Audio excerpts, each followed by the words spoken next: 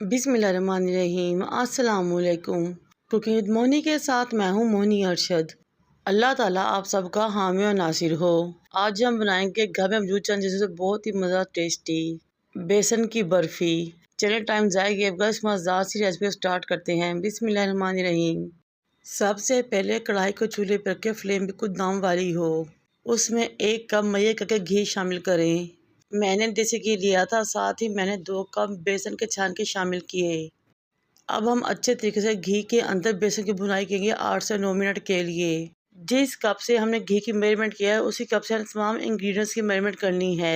इसी से ही हमारी मज़ेदार और बेहतरीन सी रेसिपी रेडी होगी, वरना फिर तमाम रेशो ख़राब हो जाएगी। तकरीबन 1 से 1.5 इंच की फ्लेम पे मैंने बेसन की भुनाई की और बहुत ज़बरदस्त खुशबू आना शुरू हो चुकी है। अब मैं उसमें हाफ़ टी स्पून इलायची पाउडर शामिल करूँगी, अगेन मिक्स करूँगी। अक्सर नई सीखने वाली बच्चियों और मेरी बहनों को पता नहीं चलता कि भुनाई की क्या निशानी है। 8 से 9 मिनट भूनने के बाद आप इसके अंदर पानी का छींटा दें, इससे एक अजीब सी आवाज़ आएगी। इसका मतलब है कि भुनाई अच्छे तरीके से हो चुकी है। अब हम इस बेसन को उतारेंगे और साइड पर रख देंगे। चलेंगे रेसिपी नेक्स्ट स्टेप की तरफ।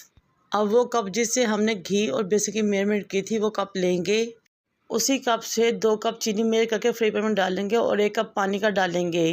अब हमने इन दोनों चीज़ों को इतनी देर पकाना है कि चीनी अच्छे तरीके से डिज़ोल्व हो जाए। बेहतरीन और खूबसूरत कलर के लिए मैं इसमें 1 से 2 ड्रॉप येलो फूड कलर के शामिल करूँगी, जिससे हमारी बेसन की बर्फ़ी का बहुत ही ज़बरदस्त कलर आएगा। जब चीनी पिघल जाए तो उसके बाद भी हमने 7 से 8 मिनट के लिए पकाना है, यहाँ तक कि इसके अंदर एक तार सी बनना शुरू हो जाए। जब उंगली में चिपकाने के बाद तार बनना शुरू तो समझे कि हमारा बेहतरीन सा शीरा रेडी हो चुका है। अब हम इसको उतारेंगे और काउंटर पर लेकर आएंगे, जहाँ पर हमने बेसन को पहले से ही रखा हुआ है। बेसन में 3 टेबलस्पून में डेसिकेटेड कोकोनट के शामिल करूँगी। आप चाहे कोई भी ड्राई फ्रूट्स काट के या मोटे दरदरे कूट के इसमें शामिल कर दें। कोकोनट को इसमें अच्छे तरीके से शामिल करेंगे, साथ ही मैं इसमें शीरा शामिल करूँगी और अच्छे तरीके से मिक्स करूँगी।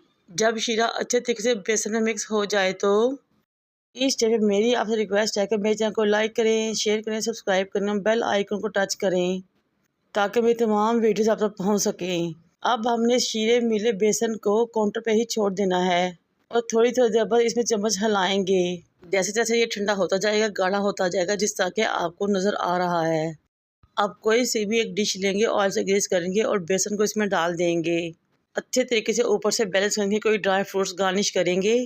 आधे घंटे के लिए छोड़ देंगे। बहुत ही मज़ा टेस्टी सी बर्फ़ी बन के रेडी हो जाएगी।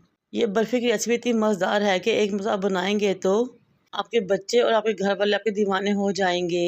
और मैं दावे से कहती हूँ जितनी आप बनाएंगे उतनी ही ख़त्म हो जाएगी। मैंने चम्मच के बैक साइड पे ऑयल लगाया, ऊपर से अच्छे तरीके से इसको बैलेंस किया। ये देखिए, मैं थोड़ा सा बेसन लेके आपको दिखा रही हूँ। आप चाहे कोई सी भी शक्ल रेडी कर लें, फिर इसको ठंडा होने के लिए काउंटर पर ही छोड़ दें। बहुत ही मज़ा टेस्टी सी बर्फ़ी रेडी हो चुकी है। बहुत शानदार खुशबू आ रही है। जब बर्फ़ी जम जाए तो एक ट्रे ले, इसको इसके अंदर डालने और स्लाइस में काटना शुरू करें। है ना, बहुत ही आसान मज़ेदार रेसिपी। तकरीबन 20 से 25 मिनट में ये बन के रेडी हो जाती है। कोई मेहमान है, झटपट बनाएं या बच्चों के लिए बना के फ्रिज में रखें 8 से 10 दिन के लिए। हलवाई हम बैके की बर्फ़ी हम मिठाई को भूल जाएंगे। वैसे भी मौसम चेंज हो रहा है, सर्दियाँ आ रही हैं। बच्चों के लिए बहुत हेल्दी और टेस्टी रेसिपी है। आप बच्चों को लंच बॉक्स में दें, मेहमानों को सर्व करें या फिर चाय के कप के साथ इंजॉय करें। मुझे और मेरे वालिदैन को दुआ में याद रखें। अल्लाह हाफिज़।